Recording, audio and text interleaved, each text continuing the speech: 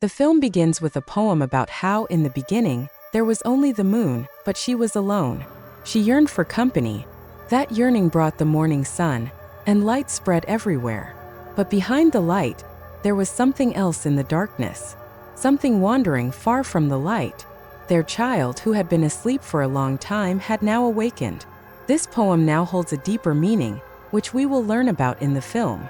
The scene shifts to a village where, inside a house, a woman magpie is sitting at a dinner table with her 2 sons. We learn that David is her adopted son, and the younger one is her own child. We learn that Magpie has a plan for her husband, and this plan isn't a surprise or a joy, but rather a plan to kill him. Her husband then arrives. Magpie has spiked her tea, and he drinks it all, after which they both went to the forest to cut wood. But her husband felt very weak. Magpie had poisoned his tea. Then on the other side, we see Magpie's father, the village pastor, lecturing the villagers on religion. It turns out that all the villagers are part of a religious community. The pastor tells everyone that they have been chosen by God to serve their religion. Meanwhile, Magpie places her husband's hand on a round, thick piece of wood so that she can cut it and kill him. But she lacks the courage. Then she drinks alcohol and musters up the courage to cut off his hand. As soon as her husband dies, she begins to see a creature with white eyes and 2 large horns. Immediately after this, we see the pastor continuing his speech. Just then, a magpie appears among them, covered in blood. The entire community is shocked and frightened by the sight. Her deceased pastor is also completely stunned. A short while later, we see a man who is the pastor's assistant. The 2 were very close, and the pastor had called him here for some reason. The assistant tells the pastor that the magpie had told him that what happened to her husband was an accident. The pastor then tells him, "I called you to keep an eye on my daughter, the magpie." Then we see the magpie and her 2 children, all 3 of them on their way to the pastor's house. But on the way, the pastor and his assistant meet them. As I told you, the pastor is very religious. That's why, ever since the accident, he hasn't shown any mercy to his daughter. He's making her do all the work. Even today, he was scolding them because they were supposed to be working in the fields, but they were late. And the worst part was that the pastor and the rest of the community in this village had a very old-fashioned mindset. They considered women to be mere slaves to men. But all this had upset Magpie. Furthermore, the pastor had forced Magpie to marry her husband, something Magpie didn't want at all. Magpie's younger son also had a class, and he was late. Therefore, he explained that they were actually talking about birds, which was why they were late. David interrupted, continuing his conversation. The pastor yelled at him, "I'm talking to my son's own child, not yours." This suggests that pastor didn't particularly like David. He was the one who arranged Magpie's marriage to her husband, even though he knew she already had a son, David. Afterward, the others left for work, and the pastor instructed his assistant to keep an eye on everyone. A little while later, we see Magpie and David working. A woman named Andrea, seeing David working, starts taunting him. David was working among the women because he was late, she said. Hearing this, Magpie interrupted Andrea. She then began to say, "Your husband doesn't tolerate this at all." Then she started talking about her husband even more, saying, "He was a good man. Your family was good because of him. Otherwise, you guys are nothing." Hearing this, Magpie became very angry. She told Andrea, "If you care so much about our family, where were you when my husband was beating his own son, David, even though he was barely alive?" From this, we understood that her husband was quite cruel. He wasn't good at all. And that's why she was fed up with her husband and wanted to kill him. One of the main reasons was that her marriage was forced, and the 2 ended up arguing over this. But then something started happening to Andrea's daughter. She was having seizures, shaking strangely, and almost fainting. But Andrea blamed Magpie for all this, saying, "She's the one who did something to my daughter." Magpie didn't want to be put in any trouble, so she left with her son. But then Andrea and her husband appeared before her. Andrea's husband started threatening Magpie, telling her to stay away from his family. Understand? Because they thought Magpie was a witch. They thought she had cast some witchcraft spell on their daughter. But that wasn't the case at all.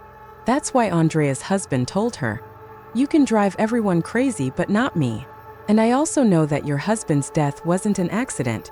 You killed him yourself." And I don't care if you re the pastor's daughter. This is a warning for you. He spits in Magpie's face, causing her to see the creature again. She then tells Andrea's husband, I've seen something your daughter has felt, and that's pain, and you're responsible for it because she's suffering it. With that, she leaves.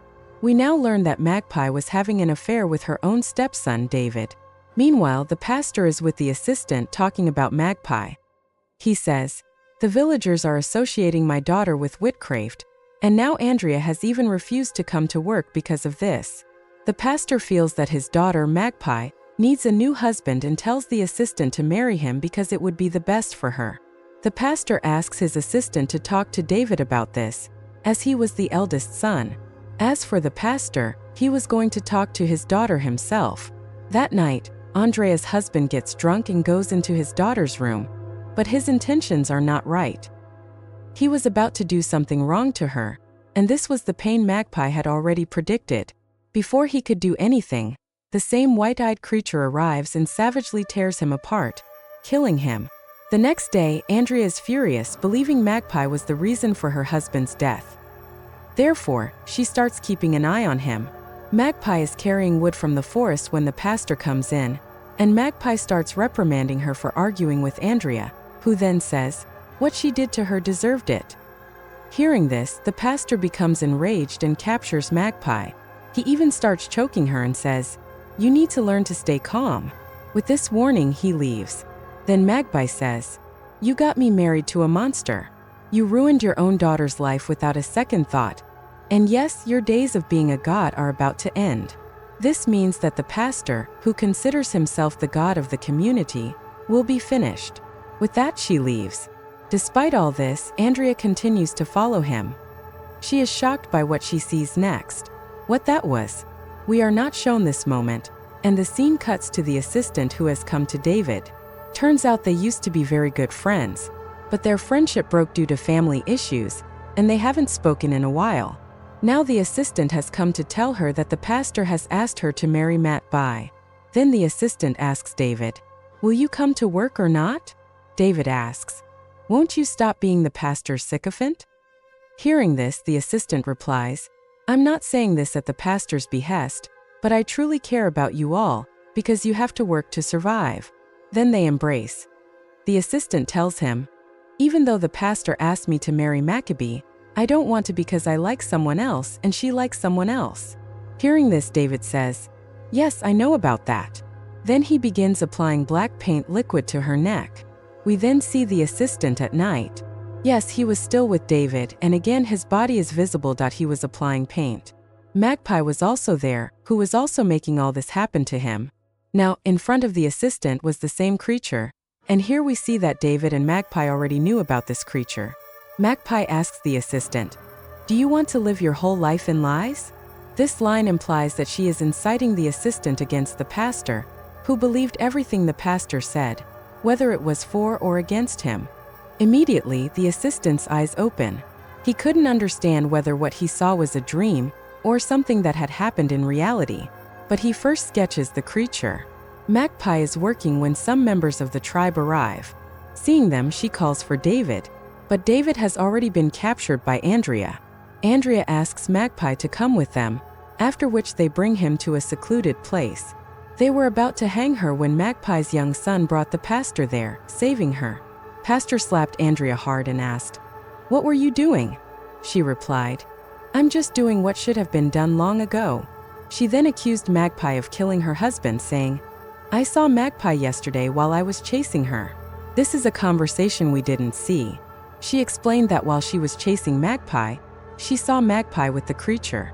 She was completely under the creature's control, and she was applying black paint to herself, which oozes from her body. This led us to believe the black paint was the creature's. She then revealed a shocking revelation.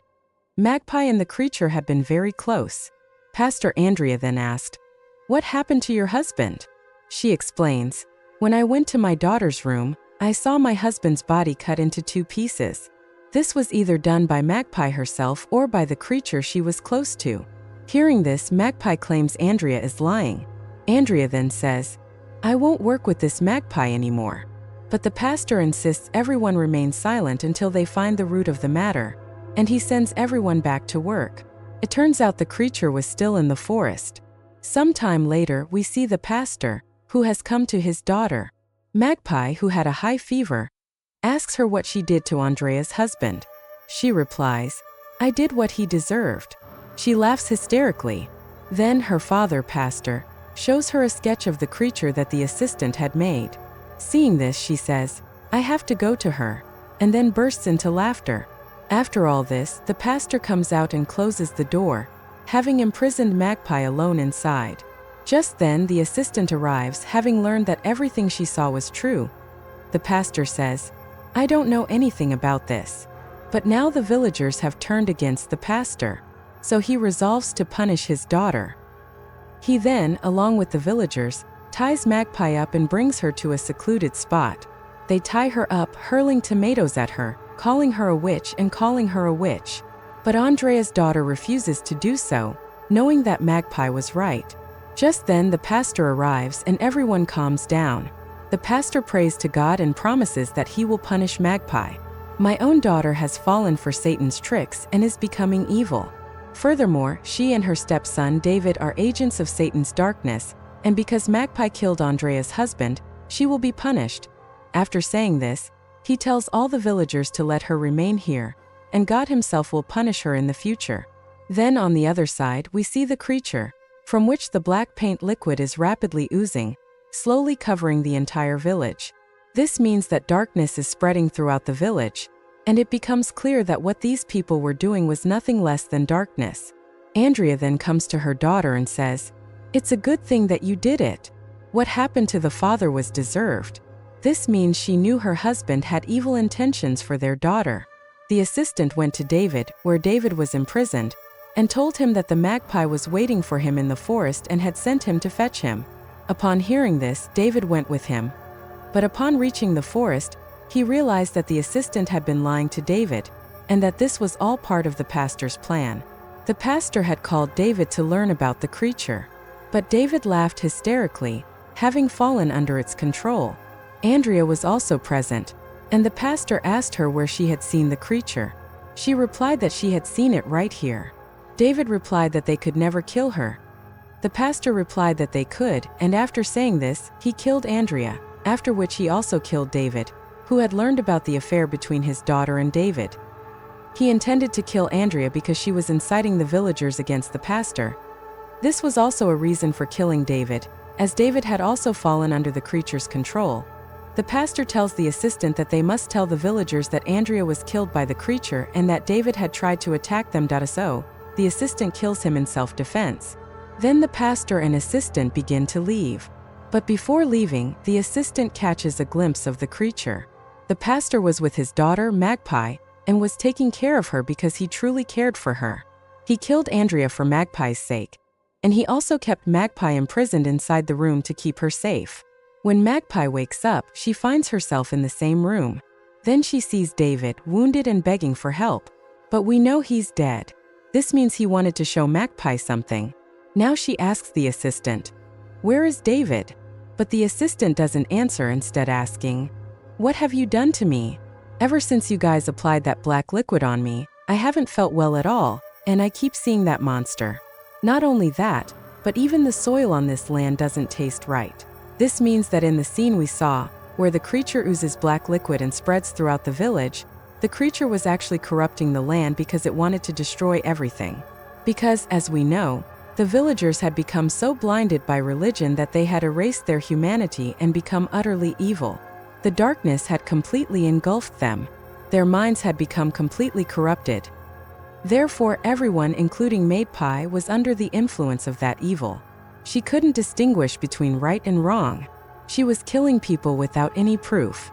The assistant then tells her, "I had no choice. That's why I killed David." Hearing this, Magpie can't believe it. But the assistant tells Magpie, "I feel like I'm not going to survive. And tell me, how am I still alive?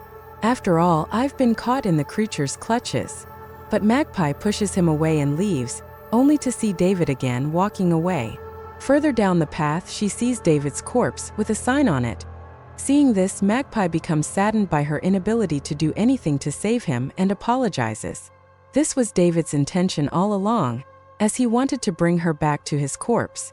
The creature's power also helped him in this. The assistant starts searching for Magpie, but she is with the creature. Just then, the creature comes to the assistant, completely filled with liquid, and she slits the assistant's throat, killing him. Her father, the pastor, witnesses this. Now the pastor has no choice, as he himself witnessed his daughter doing all this. So he tries to pin him down and beat him, but then the creature kills the pastor himself, causing Maccabi to laugh. This shows us that the pastor wasn't a good person either, as he too was abusive and oppressive. These same things were going on throughout the village, and because of all this evil and darkness, the creature was born. And because he was born from darkness, he kills all who do evil, including those who Magpie and David had joined. We then hear the opening lines of the poem. In the beginning there was only the moon, but she was alone. She longed for company, and that longing brought morning. The sun rose, spreading light everywhere. But behind the light, there was someone else in the darkness. Something lost, far from the light. A child of hers shrouded in darkness, who had been asleep for a long time but had now awakened. This line refers to Magpie. Magpie was alone in the beginning. She had a father, but he wasn't a good father. His thinking was outdated, oppressing daughters, wives, and sisters. This evil also ran rampant within the entire community, evidenced by that darkness. After that, a son came into Magpie's life. Her father married her to an older man, but he wasn't a good man either. He wasn't her son anymore. So the son here meant David, with whom Magpie fell in love. But because of her husband, she accepted the darkness and saw the creature. That's why she and David joined forces with the creature, dedicating their entire lives to the darkness. They knew it was the only way out of all this, to alleviate their suffering, whether it was right or wrong. And the awakening they were talking about was all about the creature, meaning he had awakened, and now all those who were doing wrong would be destroyed, because the creature, his darkness, and his companion Magpie had taken control of the entire village. And with this, the story of the film ends.